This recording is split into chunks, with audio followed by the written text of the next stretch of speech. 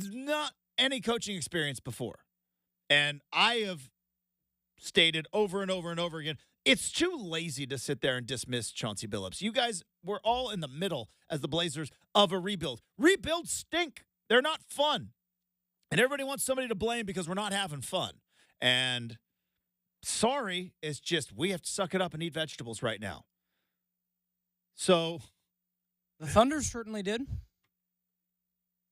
And I'm sure somebody in Oklahoma City, some diehard Oklahoma City Thunder fan was like, well, they all blamed Westbrook and they blamed Durant, and I'm sure they probably blamed GM and they who was the coach there before the guy they got? It was Billy. Was it Billy Donovan? They probably blamed it Billy Donovan. But it's like, no, you got to rebuild, and rebuild stinks. It's not fun. And we're right in the middle of the not fun part of it. And usually, as a sports fan, like, I'm not having fun. Whose fault is it? So I'm getting back to the JJ Redick thing. I don't know if this is a good hire, great hire, terrible hire. But here's the thing about it that is where I don't know if it's going to work. It's the combination of ingredients. Sometimes you put peanut butter and jelly together, and it's just like, by the way, tip of the cap to that guy. Could you imagine the guts? It's like we've got peanut butter over here, and we've got strawberry jelly, which is, by the way, that's the jelly that you put on peanut butter and jelly. It's strawberry. You just rolled your eyes. Oh no, I was just I had a thought. I go, is it peanut butter and jelly bigger than the first person who put peanut butter and chocolate together?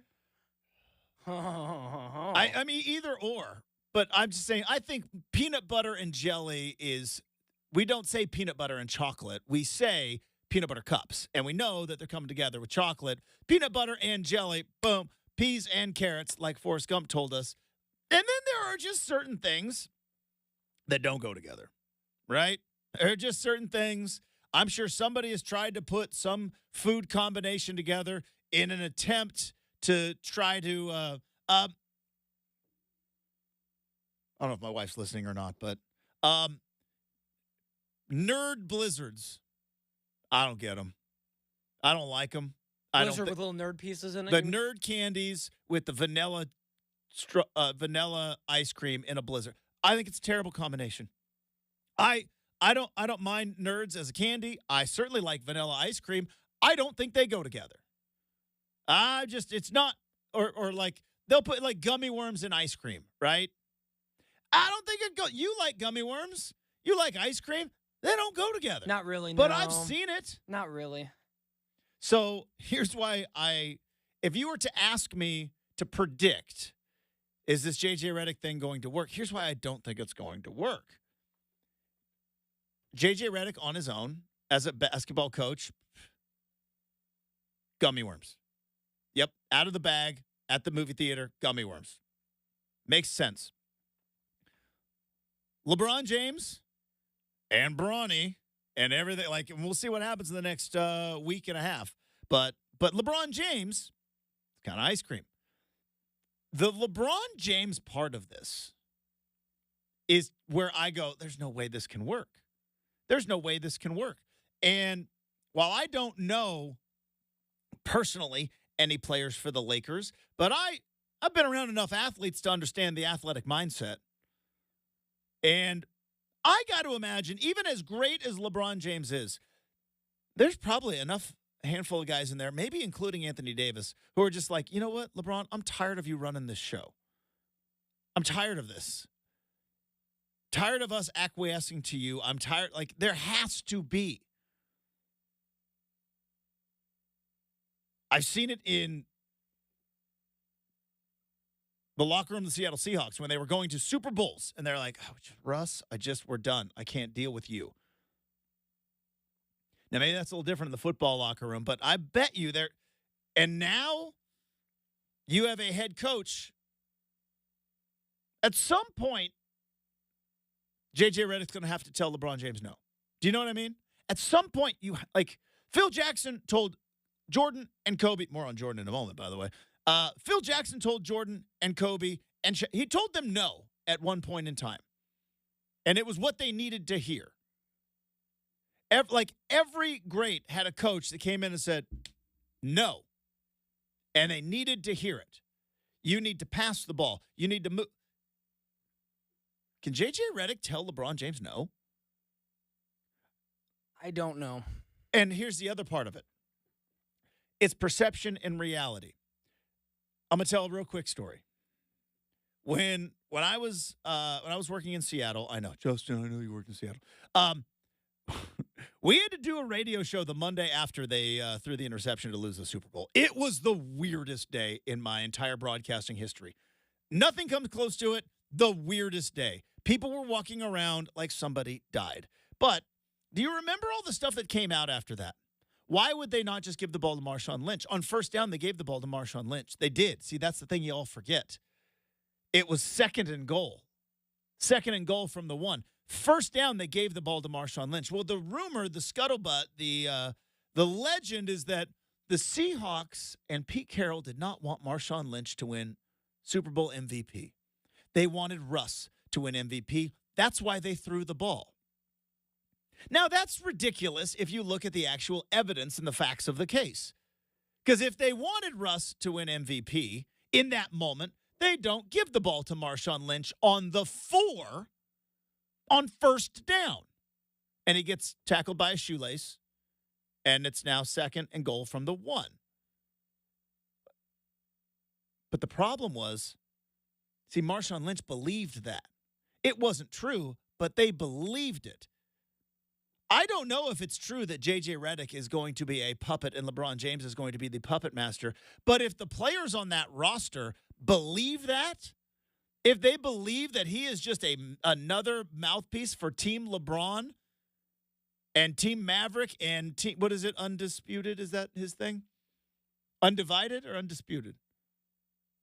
I don't know. I think it's Undivided. Either way, which JJ Redick, I believe, was an employee of before he became the head coach. How do you work that relationship? That's why I don't know if this is going to work. I don't know if this combination works in harmony with everybody else. You look at the last 3 NBA champions. The last 3 NBA champions.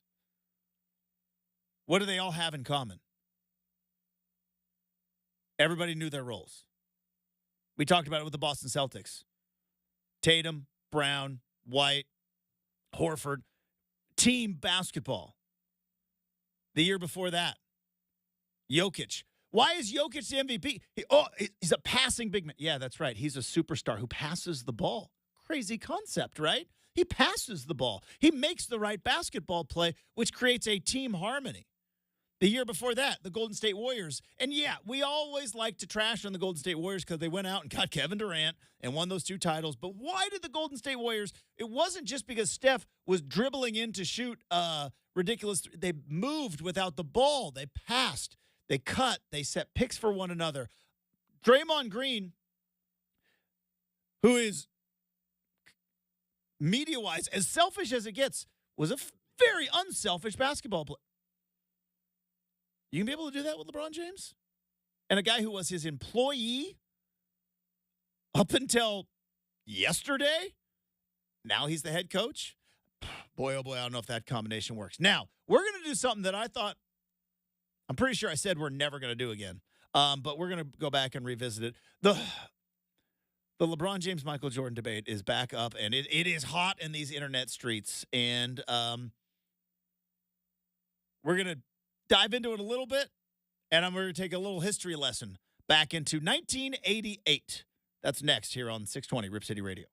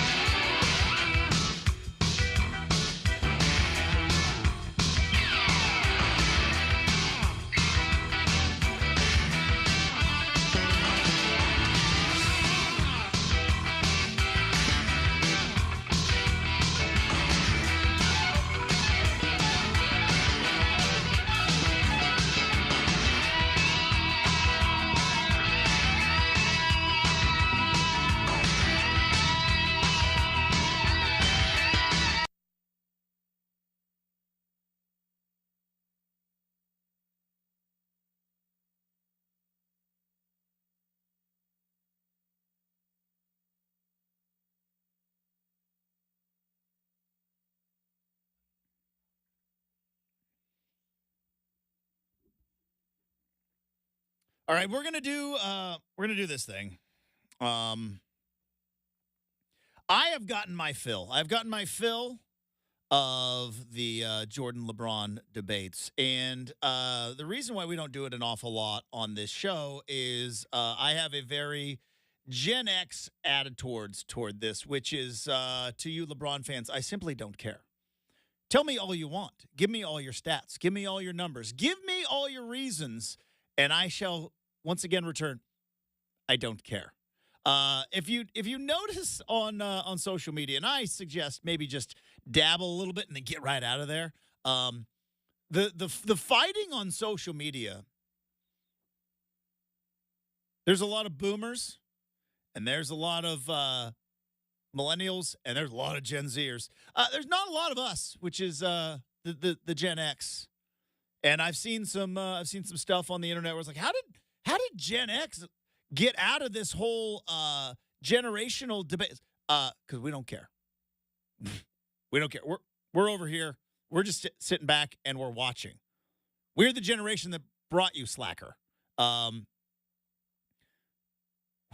We didn't need the internet growing up, but we were around it enough to know that that's nothing good's going to come from that.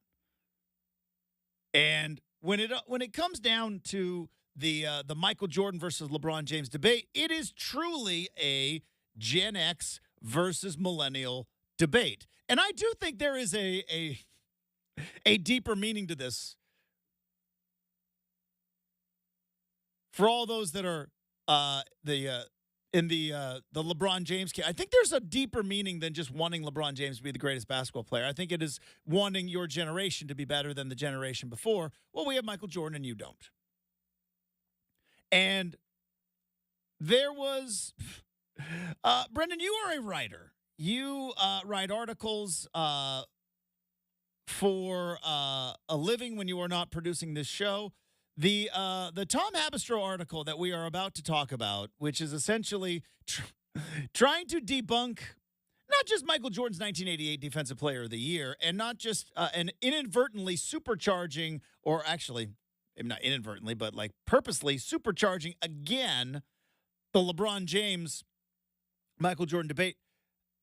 How many words would you say that is? I am terrible with numbers. Like, you show me a crowd and be like, hey, Justin, how many people are in this crowd? And I'm like, well, there's more than 10, and there's less than 500. It's probably 3,000 word story. 3,000 word story. My stories range between 500 and 1,500 usually. Both. Like, maybe even more. It might even be more than that. That was one of the longer stories that I've seen. And credit to Habistro, who went absolutely in depth with every way, Justin. All right, so most websites right now will say how long it shall take to read. Now, I'm not the fastest reader. That's why I like books on tape. But at the top of this article on Yahoo Sports, you can find it right now. Habistro wrote it.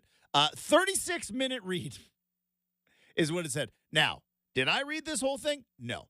I tasked Brenden with that. So Brendan's got some little nuggets, but I've skimmed it, and I got essentially, I think, the point. And the headline says, a closer look at Michael Jordan's 1988 Defensive Player of the Year award raises questions about its validity. Has LeBron James been chasing a ghost? Now, that's one of the other things that the LeBron stands, the LeBron James apologists will always throw out there, right, is with stats and everything else, is that, oh, yeah, but his defense and then, of course, Jordan fans, myself included, it is a feather in the cap, right, of Jordan. Yeah, well, he won Defensive Player of the Year and was the scoring champion in the same season. Nobody's ever done that. Well, turns out in 1988, they might have been cooking the books. Might have been cooking the books back in 88 because while we have a technical definition of what is a steal, other than points scored, every other stat in basketball is malleable. It truly is. Assists, steals, rebounds, every other than shooting percentage, free throw, other than actual ball going in basket, Every other stat is malleable. It's pliable. It is bendable. And it is up to the head statistician. And it turns out in 1988, Michael Jordan had a whole lot more steals at home than he had on the road. Also, this comes on the other side of the 1986-87 season, where Jordan was left off the all-defensive team. And if anybody's watched The Last Dance, now this wasn't part of The Last Dance, but if anybody watched The Last Dance, Jordan wanted to be on the all-defensive team. He wasn't on it. So what did he do? Did he just go, wasn't for me this year. Better luck next time. And you think that's what Jordan did? No, he said, I took it personal. And he became obsessed in that 87-88 season with steals. He became obsessed with steals. Did he potentially become so obsessed that he went to the head statistician and said, I don't care what is going on. If I'm anywhere close, you're giving me a steal. Yeah, this is the same guy. This is the same guy who created the LeBradford Smith story that he came up and trash talked him, and that's why he dropped 40 on him. It's like, hey, he never said anything. He made it up in his mind. This is the same guy that I think this was in Last Dance.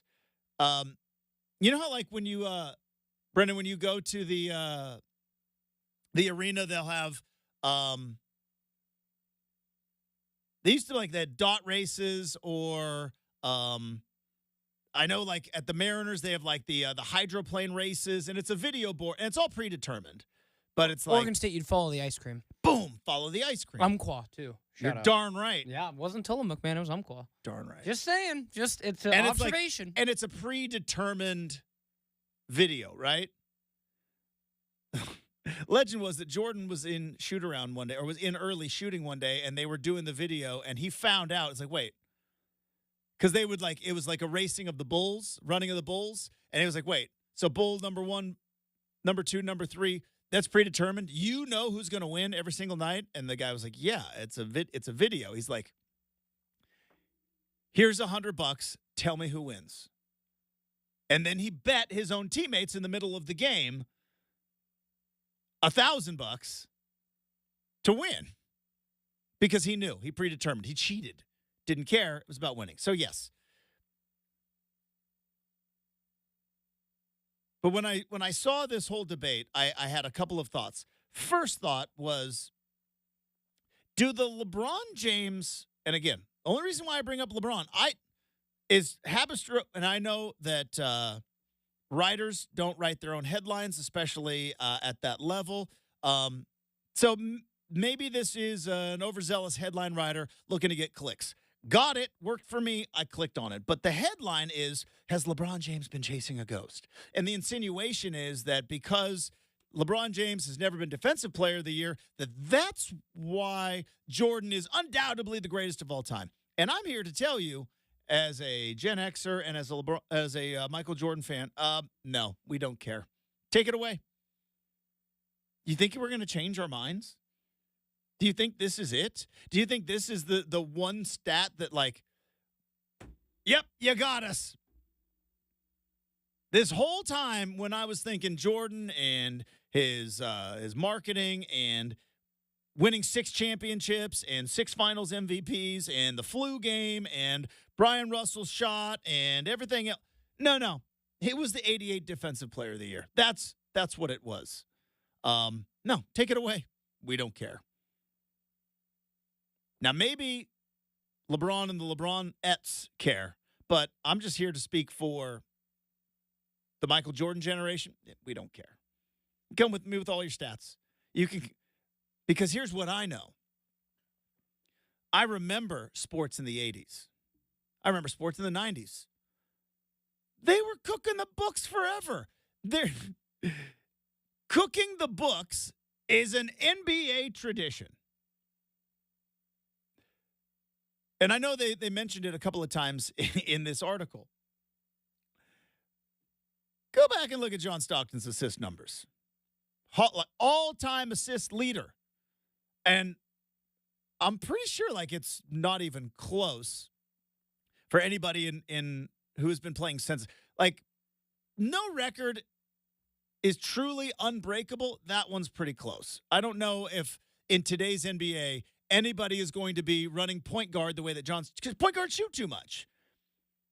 But also John Stockton's numbers were fudged a smidge. Because what's an assist, right? Eye of the beholder. Wasn't the triple-double season of Russell Westbrook, even in the internet age, weren't they like his rebounding stats like kind of called into question a little bit? And that like even now, like we will look back, things that should have been team rebounds were essential because it's like there's a team rebound or it's like given to the player closest to the ball. Isn't there something there? And it was like, well, Westbrook's fairly close. Rebound, what, Russ? I mean, yeah, and you know, now that we've kind of gone down this rabbit hole, Justin, I didn't think about this morning. Points are obviously something you really can't fudge. I don't think even like because I think back to like Wilt's 100-point game. Yeah. The points, did he probably put that ball in the hoop 50 times? Yeah, probably. Mm-hmm. But like all the rebounds, right? So like, let me. I'm just gonna start looking at all these old games a bit more critically now. Well, okay. There's a couple things we can go from here. Hold that thought. Because while it isn't technically cooking the books, this was a story told to me by Daryl Imhoff. Daryl Imhoff played for the New York Knicks in that game, defended Wilt Chamberlain, told me this on the air. For all of you who want to celebrate and love the 100-point game, I would turn down your radio right now. So, not that he didn't put the ball in the basket. He did, 100%. But in that game that was not on TV, that there is no video footage of, and again, there is a stat line. Go back and look at the stat line, and the stat that is telling, go back into the Wilt Chamberlain 100-point game and look at how many free throws the New York Knicks shot. It's through the roof. Why? Why did the Knicks, in such a blowout game where Wilt Chamberlain is absolutely cooking them, why did the New York Knicks shooting so many free throws? Well, back then, if a foul happened, you got 3 chances to make 2. But much like when you're trying to come back from a game, what happens when you foul the other team? Clock stops. Wilt was cooking in the first half. The Warriors, Philadelphia Warriors, decided to foul the Knicks on purpose in the backcourt. Give them free throws. That stops the clock. Then get the ball in, throw it down to Wilt. Wilt scores. New York gets it in, inbounds, foul. Clock stops. They were up. Of course, something, again, that would never happen today. Probably would have ended in a fight, but I don't know if anybody fought Wilt Chamberlain. They were fouled. They were up. They were up by, I think, 20. Fouling them on purpose. Why? So that the clock wouldn't run, so that Wilt would get more touches. Remember when the New York Yankees moved Aaron Judge to the leadoff spot? He's not a leadoff hitter. That's another at-bat. That's another chance to break Roger Maris's record.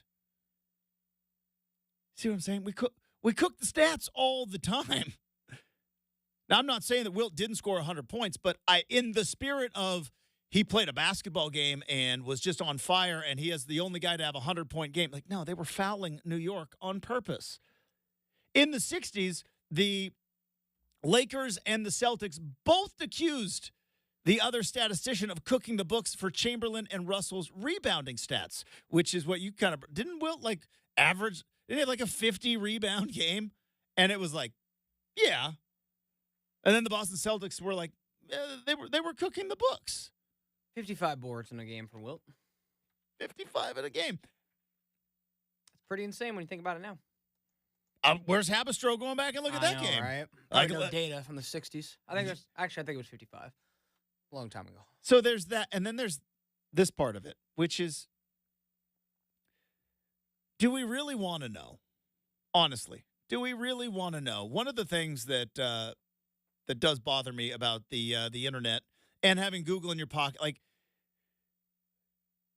the sports bar argument kind of doesn't exist anymore. Sure, we could argue like LeBron, Jordan, blah, blah, blah. But it's like we used to have these fun debates of like, what's the most popular food in the world?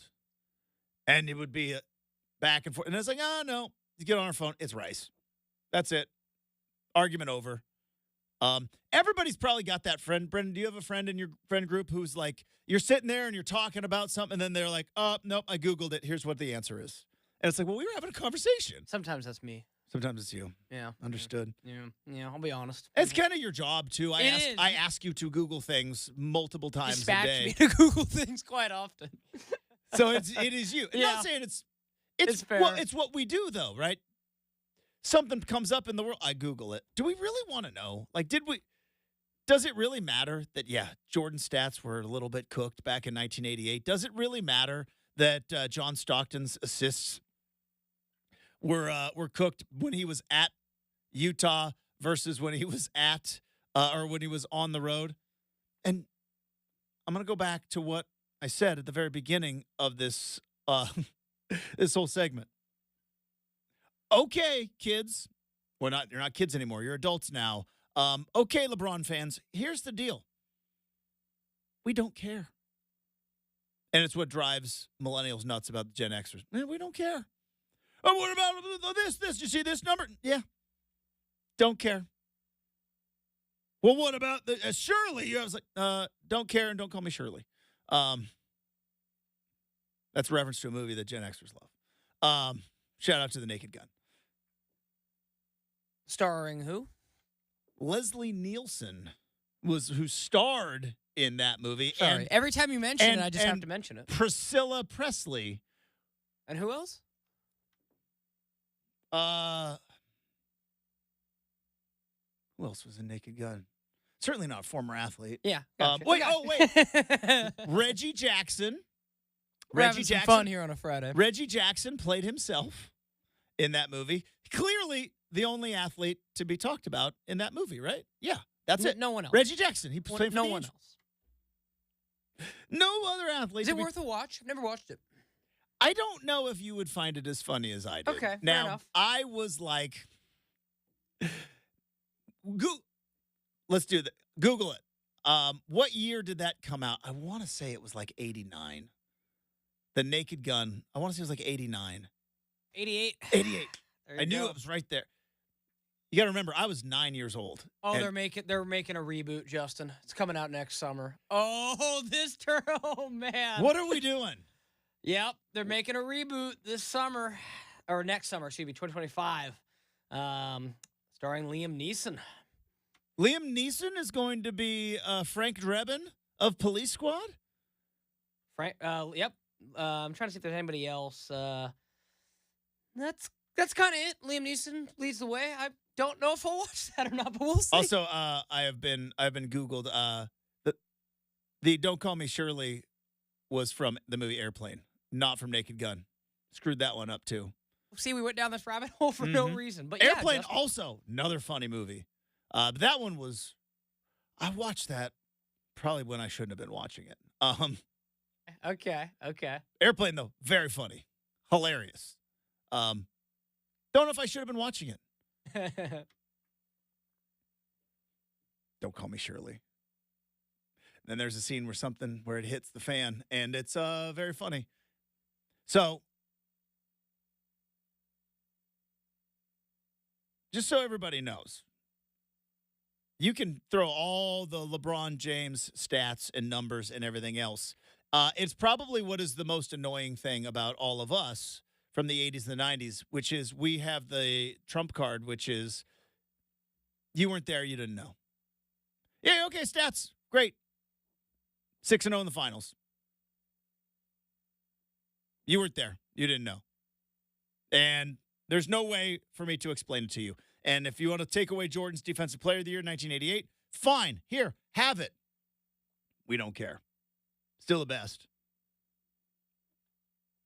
But just so you all know, cooking books in the NBA, tale as old as time, song as old as rhyme. And I know that's from Beauty and the Beast. All right, we've got more controversy. Speaking of cooking the books, college football article that I am calling cap or baloney. That's next on Campus 620 Rip City Radio.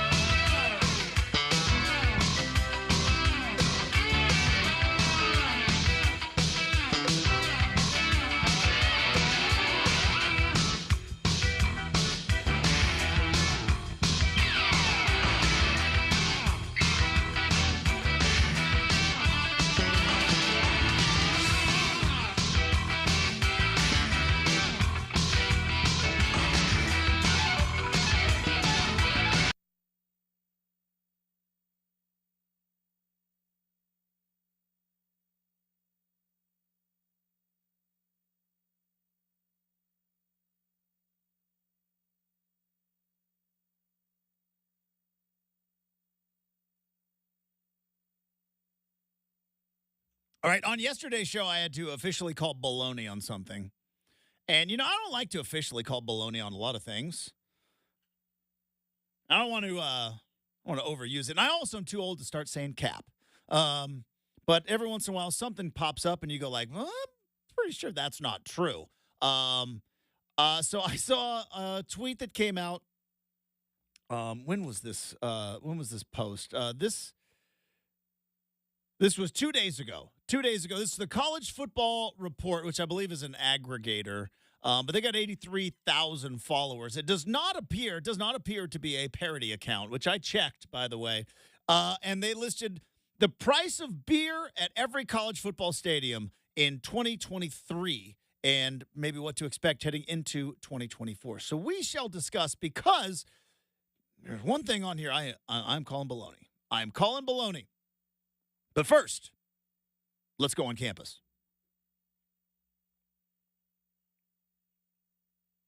All right, we are 71 days away from me actually cracking a cold one at Autzen Stadium, which is what I will be doing, probably multiple cold ones, because it's what I do at football games. And so, how expensive is my tab going to be when the third quarter, when shout happens, third quarter ends, and then beer sales are over? Who knows? But according to College Football Report, they've got the price of beer at every college football stadium. The highest beer prices in all of college football is Tennessee. Neyland Stadium in Knoxville, Tennessee. They are at $13 a beer in Neyland Stadium. And this is, again, according to College Football Report, which I believe they also got from a thing called Oddsopedia. So check your sources, because, again, fudging numbers is what we're talking about today. UCLA and Colorado, two former Pac-12ers, are at $12 a beer. Minnesota Rutgers are at $11 a beer. Arkansas, USC, Arizona State, Florida State, Maryland, Michigan, Penn State, A&M, Pitt, Alabama, and the U are all there with Brendan's beloved Beavers and Reeser Stadium at $10 a beer, which is a fairly new thing, right, at Reeser? I know Oregon started in like 2019. I think it's I think longer than that. I want to say like 15 or 14. It's been a long time. Really? We were some of the first in the country to do it. Hey, now, good for you. I salute you for it. $10 a beer. That being said, I can confidently say I've never bought a beer at Reeser Stadium. Probably won't either. I mean, it wouldn't look good. I mean, you're up there actually working, so. Now, maybe something consumed in the parking lot ahead of time. Hey, now. That may have happened a time or two. That's neither Can't here confirm nor nor deny, though. Don't know. Game days are real busy, Justin. Kind of stuff is a fog sometimes. Get what I'm saying? Boston College, Oklahoma State, Georgia Tech, and a handful of others. Texas, Washington. But at $8 a beer, which is below the average, according to this, the NCAA average. And the reason why I bring this up is because you go all the way down. TCU and Tulane are both at $3 a beer, which is amazing. They're doing God's work over there. But here's why that's why I call baloney. They've got Oregon at $5 a beer. Now, Brenden, unlike you, I have bought beers at Autzen Stadium. I've bought multiple beers at Autzen Stadium. I have gotten up on a Sunday morning and taken a look at my credit card transaction, and it says Autzen Concessions, Autzen Concessions, Autzen Concessions, Autzen Concessions. And let me tell you, they ain't $5 a pop. Now, there may be some secret concession stand somewhere on the concourse. There may be some little speakeasy within the concourse at Autzen Stadium. But I can confidently say, as someone who has bit boots on the ground, Brenden, those beers aren't $5. I don't know how. You need to find that tent, because that's the first thing I messaged you was, where's that tent? I know. I don't know where it is. Yeah, it's not where I sit. Now, well, you are in the fancy seats. No big deal. I got good seats. Yeah, I don't know if I want to hear your complaints. It is true. I got very good seats. But I can honestly say I have sat in because I believe beer sales started in Autzen. 2018 was the first year, I believe, that it was like a trial run. Then it was like full on in 2019. And 2019, they rearranged their prices. And I believe then there was a $5 beer option. But that was 5 years ago. And that's because you can find that article where it's Rob Mullins talked about, fans have spoken, and they had, affordable options. And one of those was a $5 beer back in 2019. I can confidently tell you right now, it is not that in 2024. It is not that. And it definitely was not that in 2023. Also, I mean, I don't know also where you could buy the 12-ounce beers. Good question. I don't buy those. Yeah, so I buy the big dogs. Quick look. Because I'm having fun on a Saturday. Yeah, quick look up. I actually can't find when you could actually consume. I want to say like 2015 is when they built the new terrace section at Reeser. Is kind of when they had that be kind of the alcohol area. And a quick search said in 18 is when they opened it up to the whole stadium. There you go. But at that point, it was already in the club, the terrace, the suites.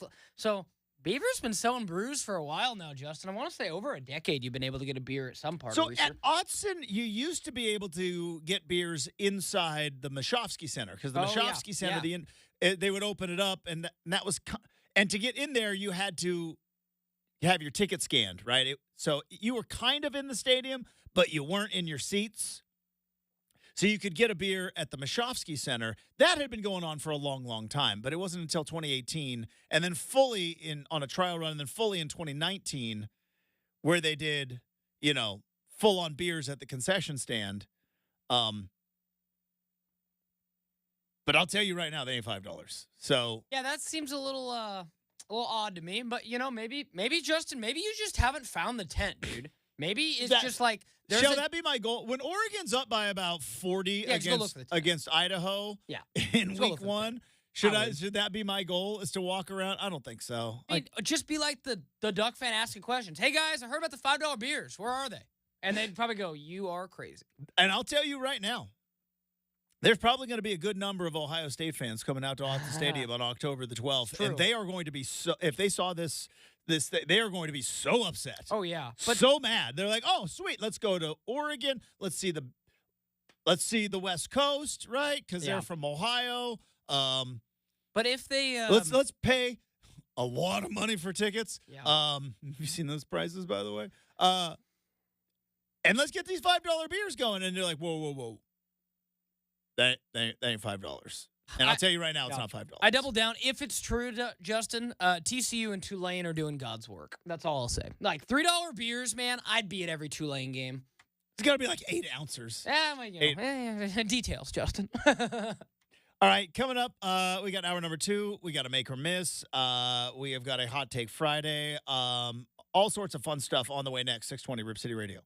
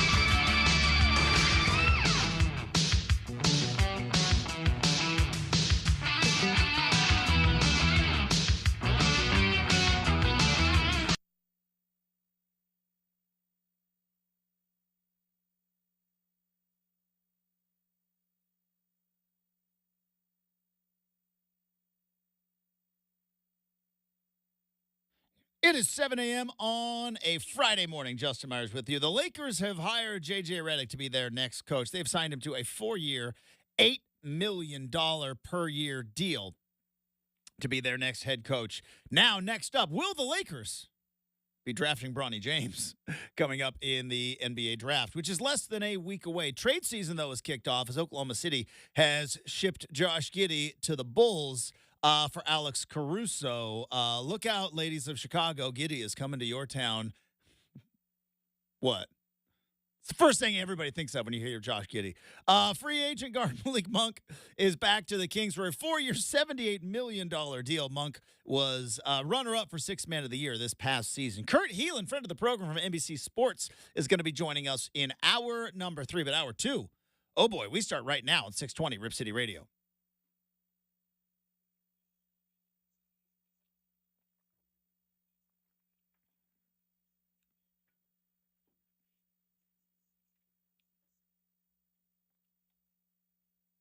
Hey, welcome back to Rip City Mornings, everybody. Coming up in 20 minutes, we have got Make or Miss. We've got a Hot Take Friday as well. It is going to get warm today. Very excited about that. And as I mentioned, Kurt Helin's going to be joining the show in a bit. What, Brenden? You've been giving me a look since the update. What? Not sure I'll tolerate any Josh Giddey slander this morning. He was found innocent, Justin. I didn't say anything. He was found innocent. I'm just saying Josh Giddey is known primarily for one thing, and it ain't about making buckets. Actually, well, He used to be about making buckets, and then he got into a funk, and I wonder what happened. Maybe some off-the-court stuff? see, those of us who are basketball stat nerds like myself don't Cooking the books. We don't think Jordan 88, where are you on this? we don't cook the books in modern times, Justin. No, and it's fine. But no, dude, Josh Giddey is the youngest player in NBA history to have a triple-double, man. That's his Okay. 19 years Not old. the first thing I thought of when I heard Josh Giddey. That's what I think of when I do because, innocent, Justin. You're putting slander into the world. Make sure Josh Giddey doesn't come after you. I did not say anything other than, I kid. Just too funny. maybe have your IDs ready. Oh, that's all I'm saying. I feel bad for him, though. He leaves a contending situation. Literally goes Okay, so help me out here, because I watch the league. I'm not a I'm not a basketball savant, but I watch this league. I pay attention to the NBA. This seems like an absolute steal for the Thunder. Oh, it is. This is an absolute steal. Caruso is exactly what they need, right? Tough guy, point guard. Gritty. Going to be a menace. Well, of course he's gritty, we know. Well, I mean, just going to be a menace on defense. He has to be.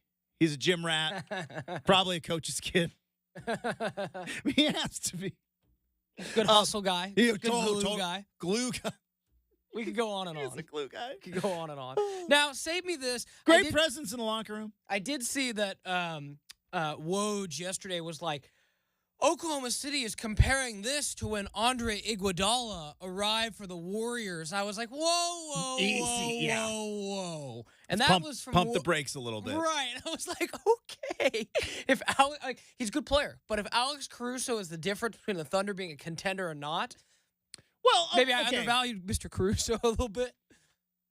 But I think we always do that, though, right? Is because you said that, and I was probably the same way. Going, whoa, all right. Andre Iguodala was NBA Finals MVP. This is Alex Caruso, who I think is a good player. But I think I go back to our uniforms or magic thing. We're just not used to yet the Thunder being one of those teams. They are. Right. They are. They were the best team in the regular season in the Western Conference. I've got a bona fide superstar in Shai Gilgeous-Alexander, who I think is only going to get better. Yeah, when you hear that comparison, I think easy to pump the brakes, but I don't know. I saw this trade and I'm like, what is Chicago doing? Yeah, it was surprising because Is Caruso about to get paid or something, or didn't? Not necessarily. Is this a financial move? I do not understand this move unless Chicago is just like, we have to go because they didn't get a kicker or anything. Yeah, I think Chicago likes. Well, again, so Oklahoma City was done because they couldn't play Giddey in the playoffs. Yeah, he was. I think he shot 29% from three. So again, this is why I don't understand what Chicago was doing. Is you knew that Giddey was being shipped. You knew he wasn't going to be on that team moving forward. It was a situation both on the court and off where they could not find a place for him, especially in the playoffs. This So tells you give up Yeah. arguably your third best player? After DeRozan. Levine and DeRozan, who's a better player on the Bulls than Alex Caruso? Probably not Vucevic, but I guess it depends on the day. Do they think Lonzo's going to be able to play basketball? Well, that's Because where that's the other thing is that it sounds like Lonzo might have to have like total knee replacement. It's a joke. I don't want to get hipped. No, it's true, but no, like there was. But it sounds like his knee is like so bad that he might not ever play basketball again. I heard most recently he was getting a meniscus from a cadaver, so use that as you will. Mm-hmm. But no, I think, Justin, this is simple. Chicago wants somebody to run point, and Josh Giddey was a point guard playing the 2 or 3 in OKC because they have Shea, right? So Chicago's like, hey, let's get this Australian role point guard with us because Lonzo may never come back. That's where I think he's a lottery pick. I don't know. It seems a little silly. Maybe I don't understand it, but that seems. But yeah, no, that seems like a lot in Caruso to give up to bank on potential with Josh Giddey, who was already being shipped out anyways. I don't know. He was. It was an interesting trade, and not the one I would have expected to like kick off the trade season either. Also, by the way, how much do football players hate basketball players? Here's why. No shade whatsoever. Anti-shade coming. What do football players think when they see Malik Monk just got $78 million over 4 years? And I think, everybody in the NBA is like, hey, Malik Monk is going to the Kings. $78 million over 4 years. And everybody's like, yeah, that's about right. Like, so how much was it again, Justin? $78 million over. That's what, a 19.5 per year? For a guy who has not started a game in 2 years. That's why football players got to hate basketball players. They have to. They absolutely have to hate only basketball a starter players. 1 year in his career, Justin. Other than that, like 458 career games, 35 starts. So that's not bad. But you and I had the discussion with Tyler Hero like a year ago. Would you rather be the best running back in the NFL or the 6th man of the year NBA? Well, it turns out I'd be cool being the runner-up 6th man of the year because that guy just got 19.5 mil per. Justin, if you literally can make fat money in the NBA just like saying, yep, I can kind of play defense and hit threes at, what's this guy hit at? 36%. That's going to get you paid, man.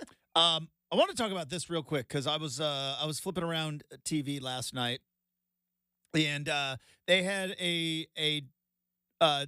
sadly it was supposed to also honor Willie Mays, who passed away just a couple of days, but Fox Sports Major League Baseball had a tribute at I believe it was Rickwood Field in Birmingham, Alabama, which was one of the places where the Negro Leagues played, and it was to honor those players, and obviously we talked about like the statistics and everything else, and they're going to be integrated into Major League Baseball statistics.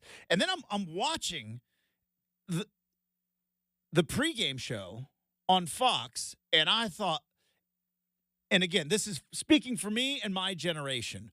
I don't know if I've seen an accumulation of baseball talent bigger than what we saw last night on Fox Sports, because on the desk, you had Jeter, Griffey, Bonds, A-Rod, and Big Papi also on the desk. All 5 of those guys just sitting there. And I think there was a time when Reggie Jackson came in there as well, which means Mr. October. But I was just sitting there watching and just like feeling a little bit old because those are all. Griffey was my guy. Also loved A-Rod before we hated A-Rod. And then I kind of like A-Rod again. Always respected Jeter. Big Papi is also a fascinating one. I wonder what Barry Bonds thinks about Big Papi. Because Big Papi, David Ortiz, is in the Hall of Fame. Big Papi was busted for steroids in the Mitchell Report. Now, the Mitchell Report was supposed to be an anonymous thing, but when David Ortiz was in Minnesota playing for the Twins, he was on the Mitchell Report because guess what? Nothing ever is anonymous, and everything got leaked. Yet he gets into the Hall of Fame. And Barry Bonds is just chilling, going like, any day now, guys? No? Still no? Got it.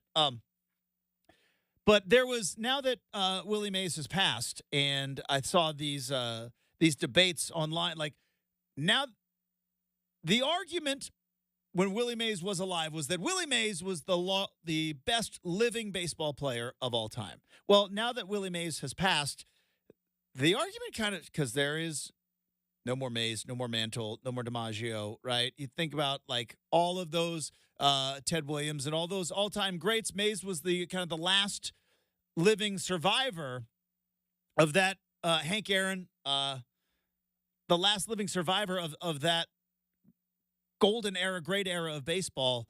And so now the argument is not the argument. I think fun-spirited debate is now who is the greatest living, not active, but the greatest living baseball player. And I'm like, I don't know, but I bet he was on that desk last night because it's Bonds, it's Griffey, it's A-Rod. Say what you will about A-Rod. Don't deny his ability to play baseball. We all just decided that we don't like him, but there was a time where he was the best baseball player in the world as well. I think the debate comes down to Bonds and Griffey, and it just kind of comes down to who you like. I love Griffey. I think it's Barry Bonds. But the answer is was on that desk last night. A question for you with that, Justin, and more so with Willie Mays. But actually, Griffey and Bonds kind of come into this too, because Bonds obviously played at San Francisco, and Griffey up in the Kingdom before they moved into.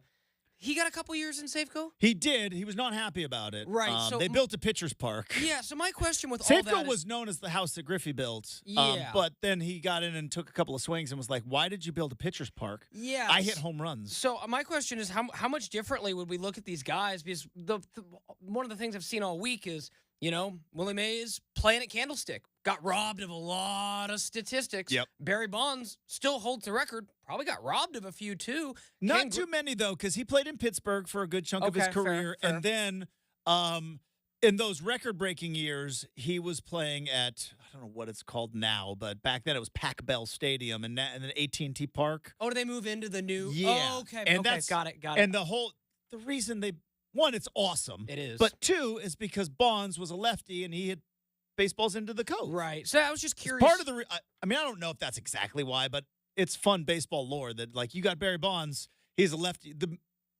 One of, if not the greatest power hitter of all time, depending on how you deal with the steroid stuff. Right. Pitchers were all on steroids too, by the way.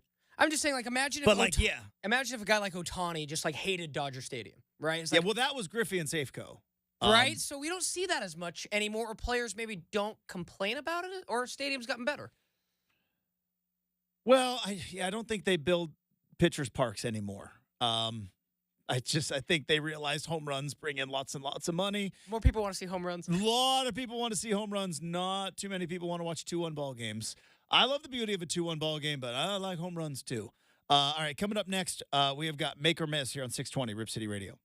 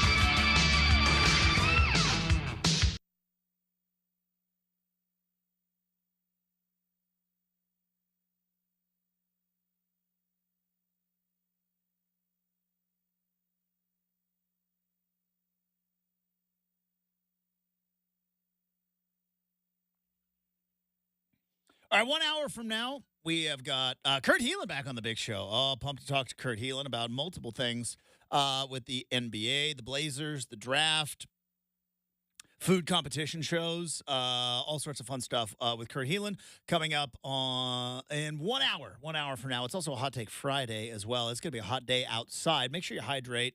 But also we have got some hot takes as well to throw out there. But right now, let's get to Make or Miss. Here we go.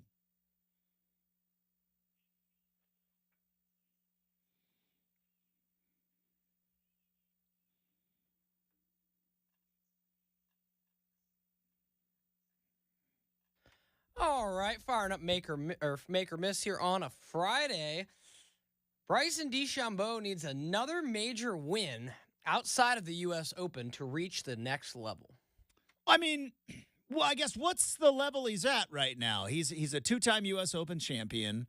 I don't know if he's in like the Scotty Scheffler elite tier. Is he? I know we talked about it earlier. He should be. Do you think he is right now by the golf public? That's kind of where I threw this out there. Because I don't know that he is, confidently can say.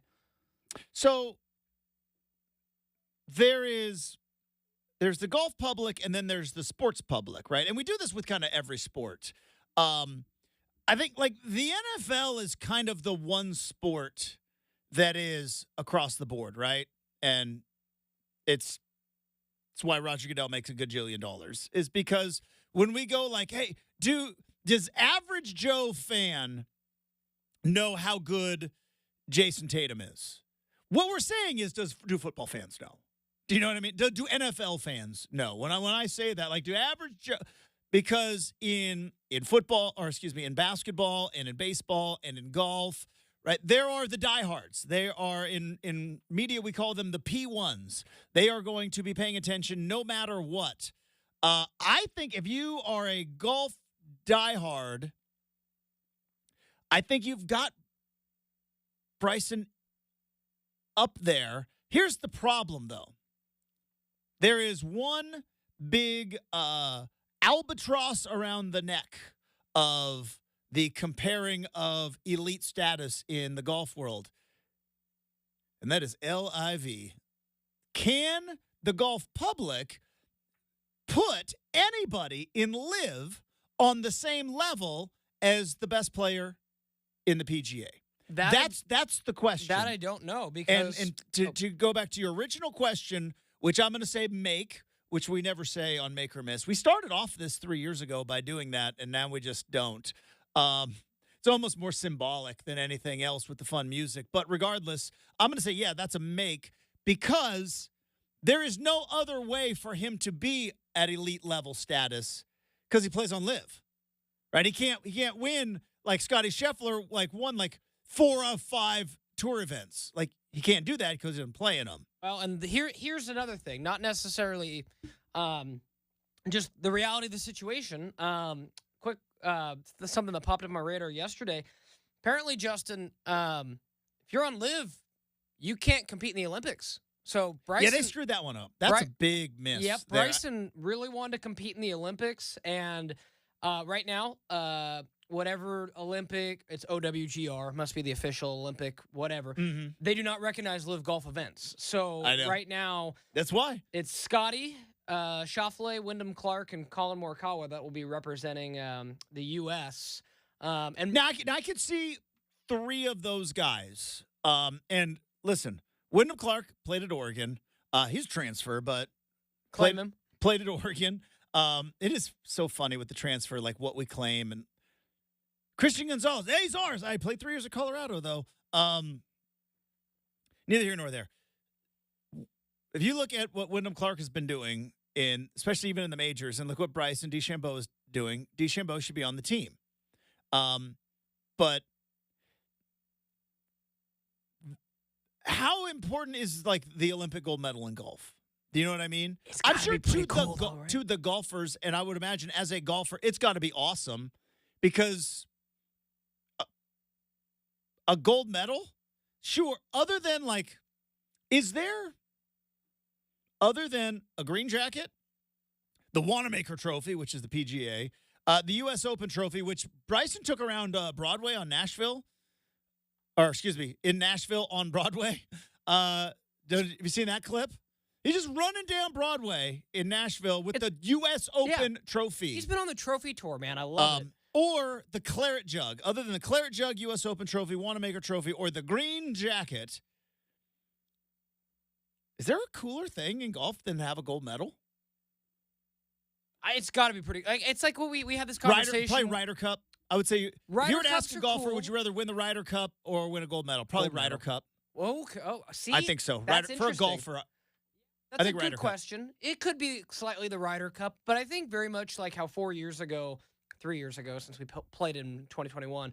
But that's right. Remember the Summer Olympics, and we were all thrilled because Dame was in Tokyo, and Dame was going to get a medal, and I remember. And he hurt his core that caused a surgery that caused a tank that caused another tank that caused him to request a trade. Yes. Does this all start with the Olympics? A plus B equals C, Justin. But really, would he have torn it if they had played in 2020? Can we blame Dame leaving on COVID? Why not? Why not? But, I think that ultimately it really comes down to, I remember Dame was, really thrilled to go get that gold medal because, same with someone like Chris Paul, right? Chris Paul's probably never going to get a ring. He's got a gold medal, right? I mean, I feel like sometimes the gold medal is something that if you can't get the ring. Yeah. Doesn't Charles Barkley have? He's got 2. Yeah, right? So I imagine that's probably something. Golf is different. But, Justin, real quick for you on this I'm just saying, in the world of golf, I would say Ryder Cup. The 4 trophies that I talked about are the 4 majors. Those are the most prestigious. If I were to rank them in order, I would say Masters, green. Of what I would want as a golfer, green jacket. Oh, totally. First. It's best GOAT, no doubt. Absolutely. After that, I'm going to go Claret Jug. So you British, the Open. I'd go with the Open. I go Claret Jug, then U.S. Open, then the Wanamaker Trophy. Is that the PGA? That's the PGA Championship, is the Wanamaker Trophy. They knew that of the majors, it was not going to be among the others, so they made the trophy really awesome. Makes sense. So if you look at the world or the world, but I would say Ryder Cup over the Olympics. But other than that, if I'm a golfer, there's not a PGA Tour event, whether it's the TPC or Farmers or Memorial, which is a big one. I don't know if any of them would be better than the Olympics. Yeah, it's a good question. Like I said, I've never really listened to what golfers have said at the Olympics, but I might be paying more attention this year. Anyway, quick question for you, Justin. Yes. Is Patrick Cantlay, is he live or is he still PGA? I believe he's still PGA. Okay, so with that being said, plays too slow for live. There you go. So, so looking at the list, top American Scotty Scheffler, next American Schauffele, then Wyndham Clark, then Colin Morikawa, then Patrick Cantlay and Bryson are real close, right? So they would have been Bryson. Should he have been a PGA golfer, still wouldn't have necessarily made the cut because Wyndham Clark and Xander Schauffele were ahead of him. Same with Colin. So what are you going by, the World Golf Rankings? Yes. Okay, here's the problem. World Golf Rankings don't know how to rank the live guys. That's how. So there you go. If he were on the PGA, he would have more PGA events, and part of it is because PGA events are 72-hole tournaments, and live is 54. So that's why it's called live. So they don't know how to rank these guys. All I know is, and again, I hate that I am. Boy, in a day where I thought I would be sticking up for both Barry Bonds and Bryson DeChambeau, boy, never did I ever think. But look at the way he's playing right now. He's on fire. Look at the way he's playing right now, and you can't tell me that if he were playing on now, he made his bed, and maybe this is what you get, right? You get to have all the millions of guaranteed dollars by going to live, and you get to play in shorts, and you get to play less, and all of that, and you don't have to face the restrictions of the PGA. And part of the cost is you don't get to go to the Olympics. I could see that. Yeah. You don't get to have it all. But if we are trying to put the best American team out there to win the gold medal, sorry, he's on there. He's been playing better than Wyndham Clark.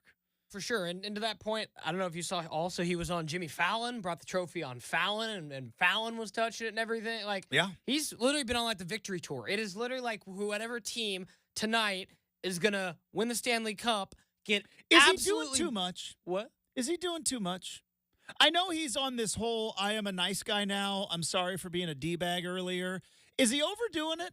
I think he's Is he trying overdoing the nice guy stuff? He's The running around and letting everybody touch the trophy. That was cool at the tournament. But he's on Broadway in Nashville. Like, is he doing too much? Let him have his moment. Nobody celebrated when he won his first major. So I say let him have it. All right. Now, a week, we're getting up on a week. So the celebration tour might need to wind down. But, like, I remember when they played that video, Just, they're like, let's flash back to Bryson's win 4 years ago. And he puts in the putt, and it's like just the quietest, just. And you told me it was like only members. Only members, because it was right in the middle of COVID. Yeah, and only a few members at that, and they were 6 feet apart, and all those others outside too, Justin. 6 feet. 6 apart. feet, because that's scientifically proven. We figured that one out exactly. Definitely didn't just make that number up. But yeah, I'd say he's got a week. So he's got like this weekend, and then the Jugs, or not the Jugs. Sorry, what is it called? Is it just the U.S. Open trophy? I think it probably does have a name. Let's look. The Claret Jug and the Wanamaker Trophy, and obviously the Green Jacket, they all have names. I'm sure it has it. No, it's just the U.S. Open Trophy. All right. Well, I guess that's all you need, right? That's an Occam's razor moment, Justin. Yeah, let's just bring it right down. What is it? It's the trophy for the guy who wins the U.S. Open. What do we call it? U.S. Open Trophy? Call it a day, boys. Let's get a drink, right? That's... You wonder, like, when they were creating the U.S. Open, like, back in the 1800s, and they were like, all right, here's what we want to do. We want to make golf's toughest test, everybody. Okay, what do we do? How about the rough? We're not going to mow it. We're going super high. Oh, that's going to take some time. Yeah. Also, fairway. Let's shrink those. Let's make them real small. Okay. How about the length? Oh, this golf course is going to, like, very long, and the distances are going to be unlike anything boy, this is going to take a lot of work. When are we going to get around to naming the trophy? We'll figure it out. And then they wake up on Thursday of the opening round of the first U.S. Open doing all this work going like, I don't think we named the trophy. U.S. Open trophy? Done. Got it. Seems late. That's how I imagine what happened. Well, They put in all that work with the rough and I know that it was different back in the 1800s because, you know, I think they had a team of horses that mowed the grass. Yeah, it's kind of funny, though. It can be very lazy, though, because I'm going to expand this. The Lombardi Trophy? It's like Vince Lombardi, great. Okay, let's do this right now. Yeah. Let's do this right now. Best trophy name. Certainly not the Larry O'Brien. I'm sorry. No offense to Larry O'Brien, but naming a trophy after a commissioner, I don't know how I feel about that. It'd be like the Roger Goodell Trophy. I don't know about that. The Lombardi Trophy is a cool name because obviously Vince Lombardi, synonymous with the NFL. Lombardi is up there. The World Series trophy, I always loved that one the most as a kid, all the flags and stuff, but that doesn't have a name. Doesn't? No. Heisman. Heisman's a good name. After John Heisman? Yeah. The Claret Jug, and it's the picture of him and if the Heisman were shinier, I would say Heisman might be the bet. Stanley Cup? Stanley Cup. Yeah, Lord Stanley. Yeah. I think you might have nailed it right there. I think Stanley Cup. Do you prefer cup or trophy? I think cup. Cup sounds kind of cool. Let's go. We're going to win the cup this year. I'll say this. How about the one of the America's Cup? Yeah. It's like, hey, who wins this race every year? America. What are we going to call the trophy? That's America's Cup. They've got it. I love it just because 4th of July is right around the corner. America's Cup. It's like, it's ours. Yeah. New Zealand might have got it once, but it's ours. Yeah, just throwing out a couple more that came to mind. Like, I don't love it, but I also don't hate it. The College Football Playoff Trophy. That's dumb. Yep, right? Terrible. And then the design of it, getting rid of that, right? Can we bring back the crystal football? Can we bring back right the crystal football? That was the next thing I was going to say. I believe the coach's trophy is what that was named. The crystal football it was awesome. Why did they ever go away from that? Like, what are they doing? Let's look. I think it was just marketing. But that was still the coach's trophy, the crystal ball, the crystal trophy. That one was fairly new as well. You used to just win, like, the Rose Bowl trophy. Let's see here. What do you think about, like, the Orange Bowl trophy? It's literally a bowl full of oranges.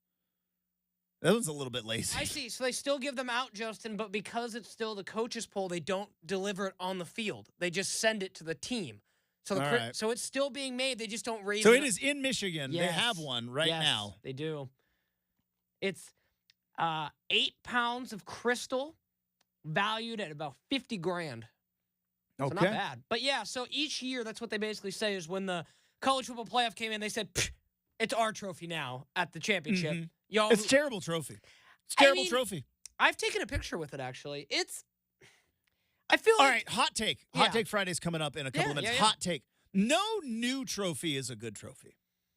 Only good trophies are old trophies. I see. Stanley Cup. Okay. Even like Larry O'Brien, like you said, like that's not a good trophy. God. It's, basketball going in. Like no new trophy. Heisman, Stanley Cup, Claret Jug, all the old trophies are the best.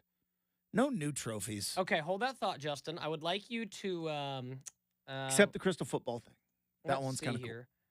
I would like you to blindly, and it's safe. Don't worry about it. Go into our update page, and I want you to click on a link that I just put in there so you can see an old trophy. And I want you to tell me what you think of that old trophy. That's terrible. Oh, my God. The platypus trophy was the dumbest idea ever. It went into a closet, and nobody missed it. And then it's like, oh, we're going to make this a thing. But it's an old trophy, This Justin. is what stinks, though, because traditions are awesome in sports. And then there are just some times where, I'm sorry, you don't get to play the tradition game because you missed out in the 30s. Maybe the Depression hit you a little hard. I don't know. Sorry about that. But unless you've got something about 80 years old, you can't just make a new one. Like the egg bowl. Yeah, right? the old oaken bucket. I'm a Big Bucket Ten of fan nails. now, so I got to learn all these. The Floyd of Rosedale, which is a big giant pig. The little brown jug. All of those things are cool, but they're all old. No new trophy is good. Old trophies, mostly good, except for that stupid platypus trophy. Okay, I got to throw this one in, too, because I just... Also, it isn't even that old. It's from, the 50s. Oh, I know. Michigan State, Justin, and Indiana. Oh, wait. Okay. Wait. Yeah, it's great. Michigan State and Indiana, is that the bucket of nails? The Golden Spittoon. The Golden Spittoon. Now we're talking, man. All right. Keg Real of quick. nails. Real quick. We got 90 seconds. Give me Big Ten games. See if I can name the trophy. Do you have the list of them? Dude, Michigan, Minnesota. That's Little Brown Jug. Okay. This is a good one. Minnesota, Wisconsin. Paul Bunyan's axe. Iowa, Not to Minnesota. be confused with Michigan State, which is the Paul Bunyan Trophy. Iowa, Minnesota. That's the last one I have on me. Minnesota. That's the Floyd of Rosedale? You got it, Boom, man. that big pig? Nail them all. And then there's the old oaken bucket, which I believe is Indiana Purdue. Correct. Indiana Purdue is the old. What's the bucket of nails? Keg of nails. Keg That of is, nails. Cincinnati, Louisville, but they don't play anymore. They don't. We've lost the keg of nails. See? All right. We have got Hot Take Friday coming up in a bit. Before we do that, I want to let you know about this weekend, right? Toyota and iHeartRadio, we need your help this weekend to fill the truck with canned and non-perishable food items to benefit the Oregon Food Bank.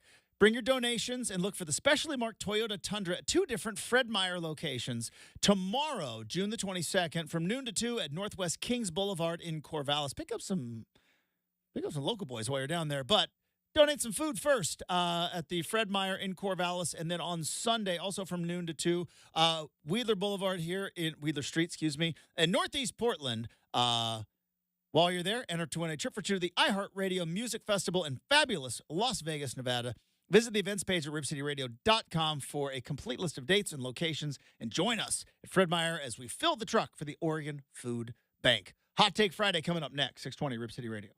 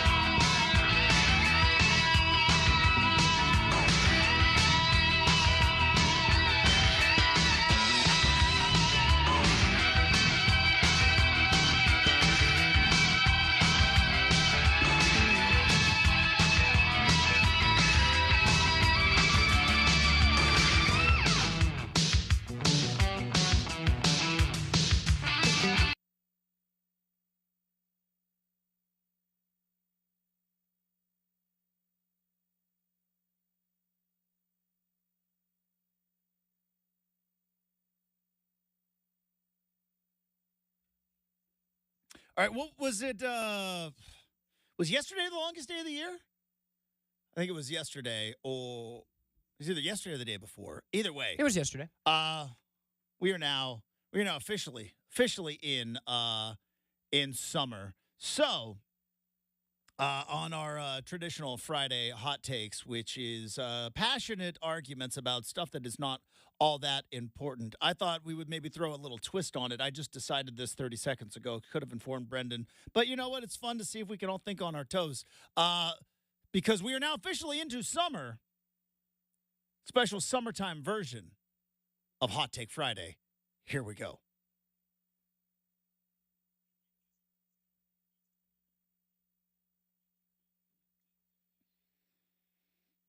All right, as you know, Brenden, I've talked about multiple times, I am seasonal when it comes to food. I have created a soup season. We're not in it right now.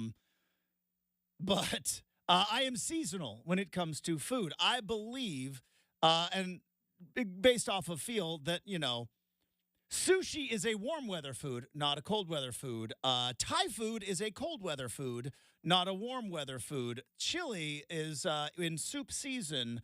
And I believe the same when it comes to fruit and vegetables. So, hot take. Cantaloupe is the best fruit of the summer. I don't know if cantaloupe gets enough love. I know that everybody likes to go watermelon as the king of the melons. And you know what? Honeydew isn't as bad as you think. But for me, the best fruit of the summer, because, well, let's count. I don't put apple. Apple is a fall fruit to me. I'll have an apple in the summer, don't get me wrong, but apple is a fall fruit. Banana is a tropical fruit. Got to be in a tropical locale, but like summer fruits, I think of watermelon, cantaloupe, pineapple. What else would be in there? Summer fruit. Blackberries. Blackberries, exactly. But yeah, hot take, best fruit of the summer, I'm going to go cantaloupe. I love cantaloupe so much. My wife hates it, so I don't get to have it very often. Yeah, it's a hot take. Not the biggest fan. You're not the biggest fan of cantaloupe? I'd eat it. It's way better than disgusting honeydew. Have you had honeydew in a while? Honeydew's horrible. Because here's the thing. I feel like honeydew like I felt about spinach. Hear me out. When I was a kid, we would have school lunches, and the spinach day was the worst day. The absolute worst day. You could smell the spinach from down the hall. It was so terrible. And I had made a declaration that I hate spinach in all shapes or forms. Then, as an adult, I was like, maybe I'll give the spinach another try.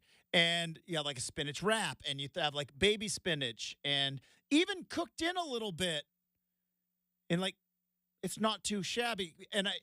So I'm wondering, I thought the same thing about honeydew that you did, that it is, I had it not that long ago. Didn't hate it. Didn't hate it. Three things that I thought I hated forever, and it turns out not too shabby. How about beets? Beets I'll hate forever, yeah. I've tried them as an adult. Yep, tried them. But is there there's something one thing that Justin hates, at least? Yeah, I do. Not a fan of beets, but I have tried them as an adult. And save me you don't have beets the way I make them. No, I don't care. I don't like them. It's okay. Why do people get so offended when people don't like food? I grew up that way, so I have no idea. I grew up with everyone judging me for not liking what I didn't like. So that's like, I don't like Brussels sprouts. Well, you haven't tried my Brussels sprouts. I'm like, I'm sure they're not going to be any better. I just don't like them. It's not. I will eat them in good company and not to be rude. But I don't prefer Brussels sprouts. Yeah, is it okay? Yeah. Oh yeah. No, I mean there's. It's right, what you got to do is you got to make them like this. No, that's just bacon. You like bacon. You don't like Brussels sprouts. Yeah, no, I think ultimately, that thing's very relatable to me, Justin, because growing up, the one thing that we had semi-often in our house that I did not like was salmon. And having salmon tonight. Okay, enjoy that. In-laws are coming over. Got surf and turf. Surf and turf. Yeah, my surf would be like halibut, but that's fine. you know. You haven't had my salmon, though, Brenden. No. Right. Well, no, you just said, basically everyone in the Slaughter family about 5 times over. Well, Brenden, you haven't had it this way. Well, Brenden, you haven't had it this way. Well, Brenden, you haven't had it with red sauce. I don't like, and you also have we've talked about before, in whether it's the front of your brain or the back of your brain. Once people tell you, no, you'll like this, you go like, I bet I won't. A little bit. And it's like, but again, it's like as a kid when you're, like said, you need to try something. And it was like placed before you, and it's like, I don't like it. It doesn't matter how many different ways. And here's the thing with like honeydew, though, right? Yeah. You are never going to, or cantaloupe, because I don't know. I would wonder as an adult with maybe a more adult palate. You like coffee now. To an extent. Do you think like you might be able to turn the corner on cantaloupe a little bit? Because I think this is the other problem. Not a problem. The situation is when you decide you don't like something, well, then you're never going to seek it out. It's like, oh, I don't like deviled eggs because when I was a kid, I didn't like deviled eggs. You really don't like deviled eggs. You are never going to smell, man. You are never going to go buy deviled eggs and go, maybe I'll try them again. You have to be at a situation. And even there, you're probably not. I wonder if you I tried them as a kid. Wasn't my jam, too. Like, I know. That was the thing. But do you think that because I have found broccoli, spinach, honeydew, Mounds and Almond Joy candy bars, things that I thought were just terribly disgusting as a child. As an adult, don't mind them. Last couple weeks ago, when we went out for dinner for my after my brother did his high school graduation, we were all big table Red Robin, and you should have seen. How many fries did you have? Too many. Yeah. Didn't even finish the whole entree because we filled up on fries. Keep them coming. So after about 2, they skimp you though. They bring like 4 fries in a basket, and they're like. You'd be surprised because there were like 12 of us at a table, so they actually kept the baskets coming pretty good, Justin. Way to go. But you should have seen the look on the table's face when my sister and her husband ordered Brussels sprouts. Get out. At Red Robin. They're like, oh, it's a great appetizer. And I'm like, not. oh. And like. There's and I wanted to try them, but I couldn't do it, Justin. I could not do it. Again, I don't seek them out. I don't prefer them. Now, I have tried them since because my wife likes Brussels sprouts. Interesting. Okay. Brussels sprouts, Washington Her Huskies. palate's kind of interesting to me, too, as I kind of pick up pieces along the way. But she likes Brussels sprouts. But, like, so I've tried them, and they're I would not choose them. The people that order...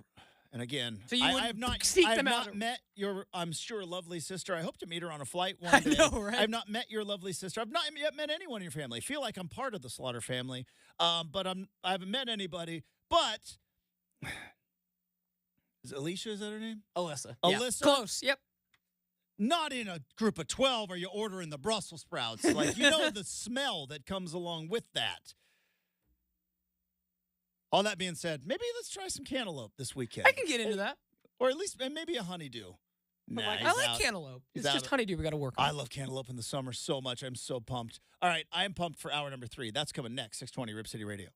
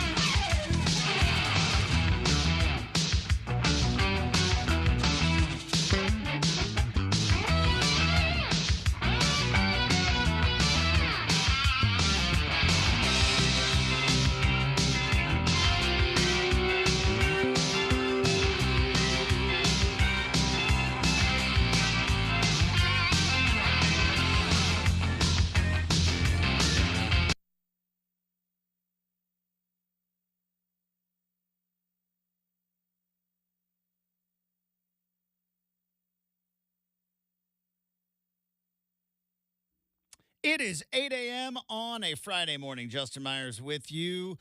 The Los Angeles Lakers have hired JJ Redick to be their next coach. They have signed him to a 4-year deal, $8 million per season. The NBA trade season kicked off with the Oklahoma City Thunder sending Josh Giddey to the Chicago Bulls for Alex Caruso. Kind of got fleeced in the deal, Chicago.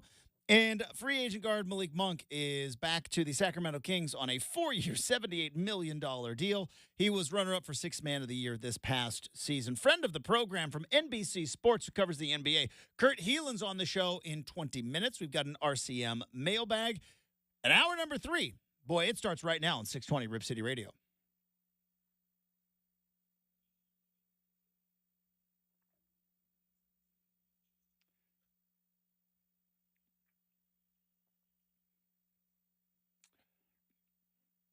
Hey, welcome back to Rip City Mornings, everybody. Hopefully you are having a fantastic Friday. We're having a good time here. I guess big news in the sports world yesterday is the hiring of JJ Redick. I've kind of made it a point, and it doesn't make for good radio, and I understand that. Trust me, if there's anybody that knows what doesn't make good radio, it's this guy. It doesn't make for good radio, but trades, drafts, coaching hires in all sports. Trades, drafts, and coaching hires. And I know that we get paid for our instant reaction, but like when we grade out drafts, like that's, what are we doing? And by the way, draft or recruiting, right? Oh, great recruiting. Let's see, especially now with the transfer portal. But drafts, C+ draft. It's like, they haven't played a down yet, or they haven't played a minute yet. They haven't played an inning yet. Let's pump the brakes a little bit. But I know, look, we're in an instant reaction society. That's what we want. We have Twitter and social media. I saw Instagram. Now everybody makes videos. Is it true? Instagram, pictures are dying. And it's basically video or nothing. I saw that. That's the new Instagram. If you are posting pictures like I do, you're a boomer. And if you want any traction on the gram, it's all videos, is what I saw. Yeah, it could be something in terms to of that new I still trend. see lots of pictures on the gram. All the kids, though, are doing videos. I see all the kids doing the videos. But anyways, not that I hang out with the kids all that often, but when I do, videos. That being said, I know we're in an instant reaction society, and it's like, all right, JJ Redick, he's the coach of the Lakers. Good hire, bad. It's like, we don't know. And like I said, I know it doesn't. Hey, we'll see. It's like that's me. Like we got another hour of show to do. I know that's not very good. But we have no earthly idea if this is going to work or not. My gut tells me I don't think it's going to work. That being said, it's not unprecedented, right? JJ Redick could be the next Steve Kerr. He might be. Who knows? He also might be the next Steve Nash. Who knows? And everything in between. And anything and everything in between. I'll tell you what he's not, though, and I forget who said this. I should probably have looked it up. But I think somebody quoted the Lakers as saying that, yeah, he might be it might have been Shams. Okay, here we go. So this is per Shams Charania, says the 39-year-old Redick checks many of the boxes on the Lakers' extensive checklist for their next coach. Extensive checklist, which is hilarious. Does LeBron like him? Got it. He's drawn internal comparisons to a young Pat Riley as a coaching prospect who jumped from playing to the broadcast booth to the coaching chair. Fair enough. Los Angeles is confidence he can be their version of Eric Spoelstra or Steve Kerr, a culture setter who can grow the franchise for over a decade. All right, the Pat Riley comparison, fine, I get it. Pat Riley, I believe, journeyman player in the NBA. He was really good at Kentucky. And then I think he was kind of a journeyman player. And again, if the TV show Winning Time taught us anything, right? He got on the broadcast with the Lakers with Chick Hearn and then was kind of brought in. Yeah, Chick Hearn given the, that's enough. The funniest thing ever. You know what's not so funny is I know people that do that. I've worked with people that give this is before YouTube was in our lives. Every once in a while, if you watch YouTube, I'll give Brenden the hey, we gotta wrap this up. And Brenden gives me the you gotta wrap this up. You can't see him do that, but I have seen people who give the stop. It was Pat Riley. If it was any way how it went, he's probably like, "What do I do here?" Like, you know what I mean? Go, stop. I've seen people put up the stop sign. Not going to name names, but I've seen it. Anyways. So if you want to say, young Pat Riley went right into the league, great. Steve Kerr, I made that comparison myself. That's a fair comparison. And can I tell you what I think part of the problem is? We've been talking about generational things a lot. Brenden, do you think we view JJ Redick a little differently because he's got a podcast? There's the broadcast booth. Now, I know he was also on the ESPN broadcast of the NBA Finals, and he's been on, panel shows and stuff. But do you think we are, like, unfair going like, well, he's a podcaster, and now he's going to be a coach? It's like, he's NBA veteran, knows hoops, knows the league. Not unprecedented for a basketball guy to go straight from the booth to the coaching ranks. And like I said, Pat Riley, Steve Kerr. Two good ones right there. Going the other way, Justin, let's look at the ones who didn't, right? So is there a chance he's more like Derek Fisher, who went straight from playing to coaching the Knicks and being ousted in less than 2 years? Jeff Hornacek, not quite straight playing, but basically was an assistant coach, got a chance to run the Suns, got a chance to run the Knicks. Is like Mark Jackson in that list, Mark too? Jackson, Jason Kidd the first 2 times, right? Jason Kidd learned some things. Yeah. Clearly spilling a soda. In Brooklyn and Milwaukee to put him to where he is now for Dallas. I think if you had hired Jason Kidd, green as he was, I don't think he's this good with Dallas. So Steve Kerr, I think, is a little unique, Justin. Because maybe I've got it wrong. I can remember when the Warriors hired Steve Kerr, and I wasn't like, well, this is going to fail.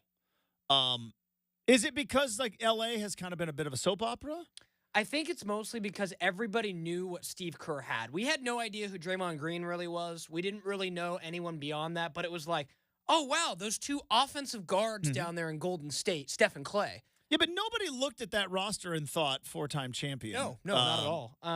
But I don't think we didn't really rip Steve Kerr. But then again, it wasn't like Steve Kerr was doing a radio show with Steph Curry, and then it was like, that's who I would like to be the new coach, and then said, I don't have any interest in it. I don't know. But let's get back to this. They're confident he can be their version of Eric Spoelstra, which I see what they're saying, which is a long-time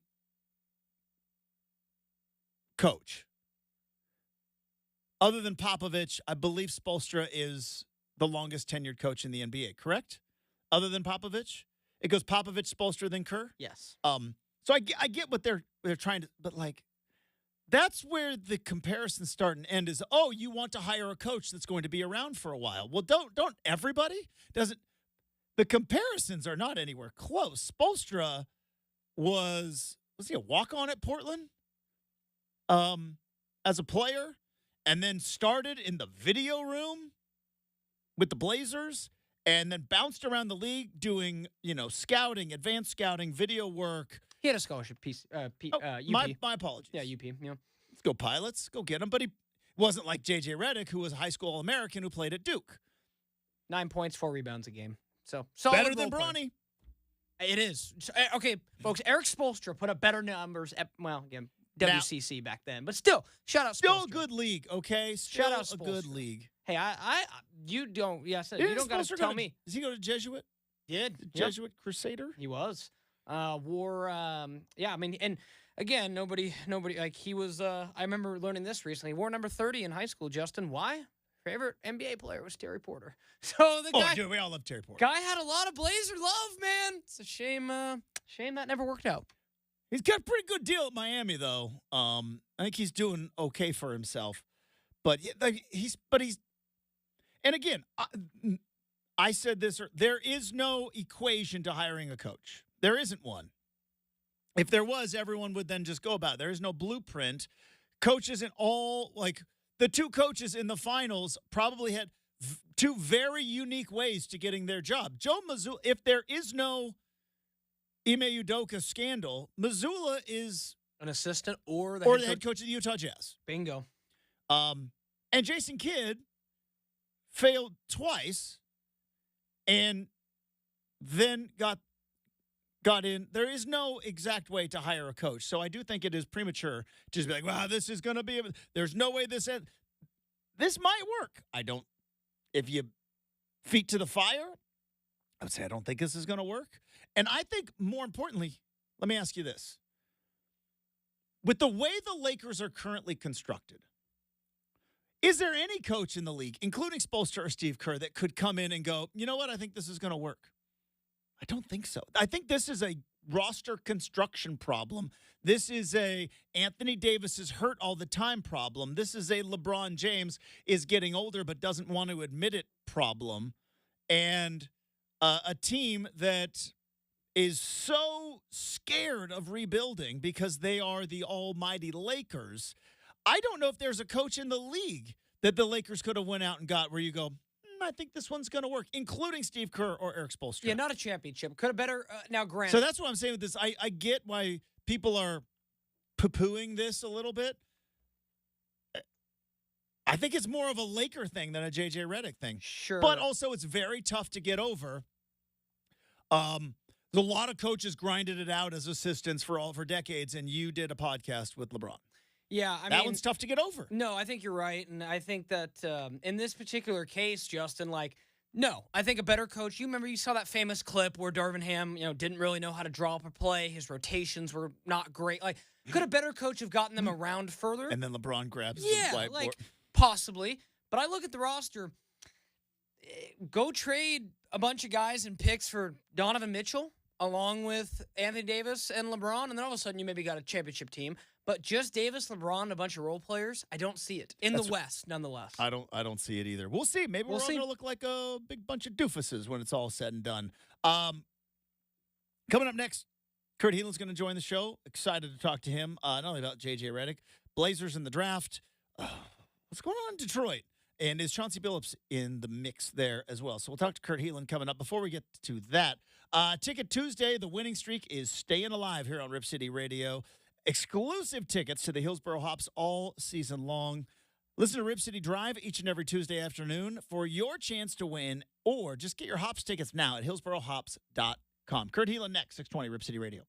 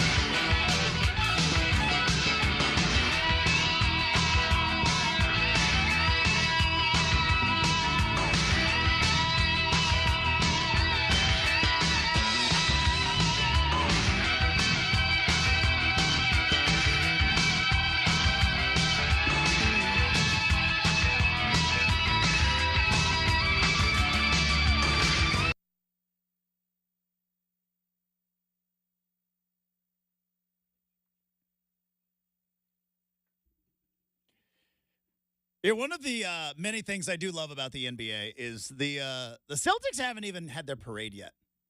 Haven't even like the champagne is barely dry on the Celtics uniforms, and it's already like, oh well, Josh Giddey got traded to the Bulls. What's coming up with the draft? Are the Pelicans shopping Brandon Ingram? Is Paul George going to be on the on anybody else's shopping list? Like the Celtics haven't had their parade yet. And there are tons of things going on. So joining us now to talk about all sorts of fun rumors and what is going to be, I think, an interesting offseason in the NBA. Friend of the program, it's been too long, though. Let's welcome back from NBC Sports, Kurt Helin back on the Big Show. Good morning, Kurt. How we doing? I'm doing good, Brenden. You know what's funny is they pushed back the parade in Boston because of that heat wave. Okay. They actually didn't want to do it the last couple of days because they knew it was going to be ridiculously hot, and wisely thought, hey, bringing 100,000 Bostonians out into the heat sounds like a bad idea. So that's why it got pushed back to today, and it's early. It's like in the first part of the day. In everything, like probably like municipality wise, probably a smart decision. But Kurt, I've been to Boston once. How many Boston sports bars or construction sites have like old curmudgeons like myself who are like, oh, this generation's too soft, can't handle a little heat for the parade? When Larry Bird and the Celtics won it in '86, it was hotter than Hades out here. Yeah, I'm sure there's plenty of that out there. Although I have to say, it was a pretty big celebration in Boston. Just you could tell this one it'd been a while, right? Yeah. It wasn't the team used to winning, and we're going to do this little thing. It's obviously it'd been since 2008, and it was fun. They gave us, like, we got a special email for those of us at the media at the game. There was a special email that came out and said the exit plan, so that you're not just dumped into a drunken mob outside. Like there was a whole different system. Kurt Helin from NBC Sports joining us here on 620 Rip City Radio. All right, let's start with this. I was a bit surprised. I guess I shouldn't be because it is the NBA. But out of nowhere, the Detroit Pistons just fired Monty Williams 1 year, leaves $60+ million on the deal. First off, like, one, where did this come from? And I guess two, which is the inevitable question that I think Blazer fans have been having for the last couple of days, because the connection with the Pistons and with Chauncey Billups is always going to be there. Is Chauncey Billups on their short list if they have a short list? But first, let's start. How did this happen? Why did this happen so late? Why did they pay him that much money in the first place? What the heck's going on in Detroit? That was an ownership decision to pay him. Remember, he turned down the job the first time, and they interviewed everybody and then said, you know what, this is a team that had been buying names and trying and did it a little bit with not big names obviously, but Bojan Bogdanovic, and they were bringing in veterans.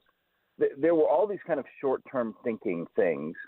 And Monty was that. He was, hey, this is a big-name coach who's available, and it's a win for us to get him. And, who cares that he's coached? Yeah, he coached the team to the finals 2 years before, a veteran team with Devin Booker and Chris Paul, right? Like, it was a very different thing than the rebuilding job that is,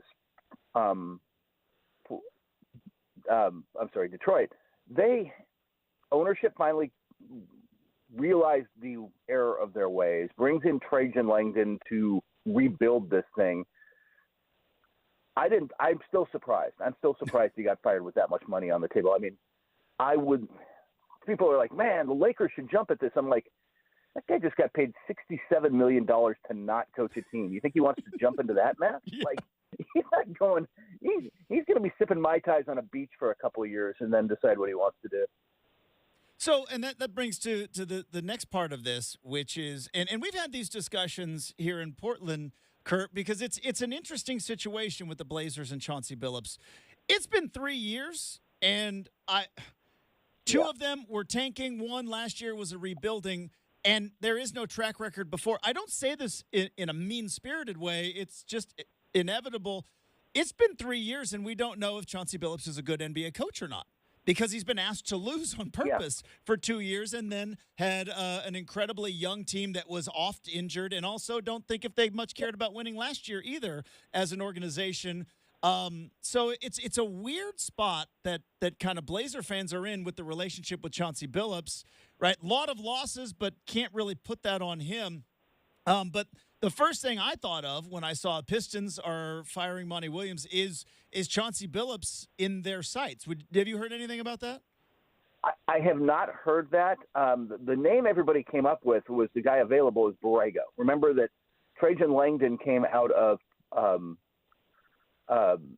New Orleans, and that is as a GM and front office guy. Well, that's where Borrego had been coaching. They are known to have a relationship. Mm-hmm. And so he jumps to the top of their list. He also has an experienced head coach, but also he has development background. Like a lot of those Hornets right now were under him. The LaMelo Ball, he helped find Miles Bridges. That's a whole different story, what happened after he left, but like helped develop him into a player.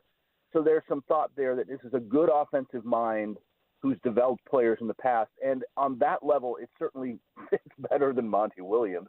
At least they have a plan, and sort of like Portland, like at least they're going for the rebuild now. Before they just kept, hey, we're going to bring in some veterans. We're going to do this. We're going to walk this. We're not really going to rebuild. We're going to do it on the fly thing. That's a real hard line to walk. You got to get a little bit lucky and have some stuff there to pull that off. They're actually fully in on the rebuild now, and they're not going to be very good this year either, but at least they've got a direction and a plan now.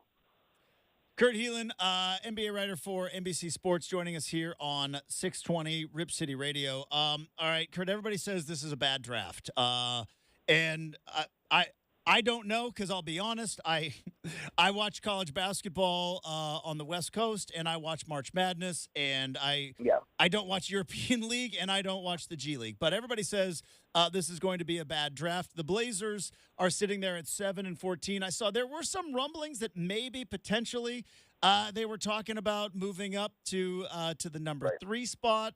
I don't know how real those are going to be.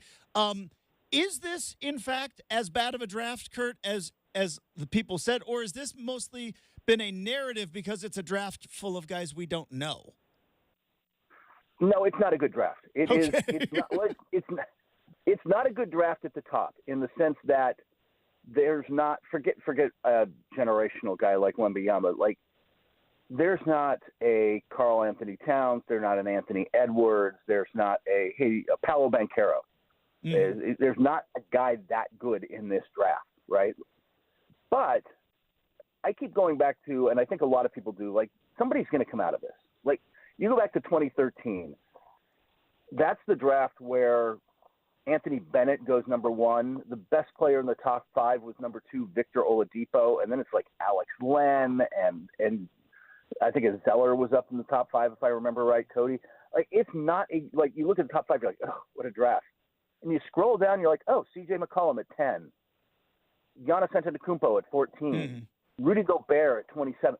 There's going to be guys out of this draft, but it's going to be about upside and development and who's good at, A, recognizing the potential, and then B, being able to bring that out with a development program in the organization. And which, because otherwise there are going to be some ugly misses. There are going to be some people in the top 4 are going to swing and miss pretty hard here.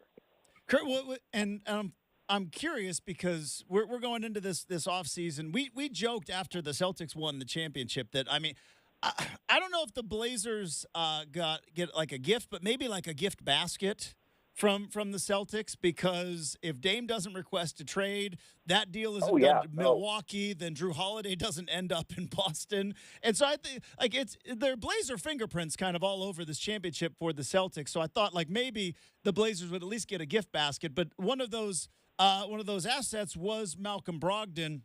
And look, Kurt, the Blazers got a lot of guys that can play guard. We got a lot of guys that like to dribble the ball on this roster. Can't have them all heading into this next year. And obviously the 2 names that I think us out here in Portland are wondering about is Malcolm Brogdon and Anthony Simons. Let's start with Brogdon. It feels like there should be a decent market, plug and play, automatic backup point guard for somebody out there. Yeah. Do you see the Blazers ultimately moving Brogdon in the summer? Do they maybe bring him on and try to make a move during the season to see if like there's an injury and a need is created? What do you think happens with Brogdon? I think they're certainly going to test the market, and it's not going to be that first wave of guys. Maybe I'm wrong, but it's what's going to happen is we're going to get to June 30th when free agency starts, and first off, there's no tampering in the NBA, of course. But of course. I will tell you that the way one executive put it to me once is if you're not, like a year ago, like if you're not 2/3 done with your free agency by the time free agency opens, you failed. Like you should be so far along. Somebody's, again, going to swing and miss. There's not that, especially at the point guard spot. There's whatever's going to happen at Atlanta. There's some guys out there, right? When that doesn't work, hey, man, I really wanted DeJounte Murray or Trae Young, God forbid. I really want him to go to the Lakers just because, man, that'd be a show. But, like, let's say, we really wanted DeJounte Murray. We didn't get him. He went somewhere else. Well, Brogdon becomes exactly that. Like, he's not that, but we can get him, and he's really solid. So I think that they're going to wait, see what the market looks like, and then absolutely the return isn't going to be massive, but there's something there. And then the other name to throw out, because, and I know Blazer fans don't like it when I bring this up, but it is Anthony Simons. Again, very guard heavy, and you think about timelines, and Blazers probably going to continue to rebuild because this draft isn't very good. But again, all the draft nerds say, well, it's the next draft. That's the one. And so I don't know if the Blazers are too keen about keeping a guy who's capable of dropping 23, 24 points a night on the roster. What is your take on the Blazers and Anthony Simons? Do you think they keep him around? I know Orlando is a name that always gets thrown out there. I don't know what you could get for him, but it is an interesting position that the Blazers have with both having Anthony Simons and Scoot Henderson, Shaedon Sharpe all on the roster. Yeah, and Orlando needs some upgrades, and they've got some cap space and want to make some moves. They're obviously very good and improving, a very good defensive team, but they don't have enough shooting, and their starting point guard is Markelle Fultz, who is, to his credit, after a pretty rough start, has developed into like a really solid NBA point guard.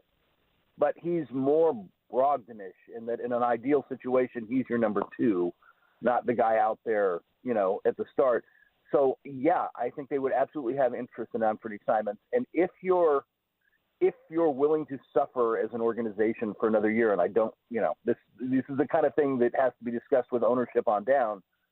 If you're willing to ride the development train and just see kind of where is Scoot when he gets back, and how good is he in his second year, and on down the line. And you can move Simons, it helps. And next year is a stacked draft. It's not just Cooper Flag. There are a number. It is considered, the next two drafts are just considered much better than the current one. So it's something to think about, especially in a West where, by my count, with all due respect to Portland not being on this list, I count 13 teams that think they should be in the top six. Like, it is a very deep West, and it's going to be really hard to win games out there next year.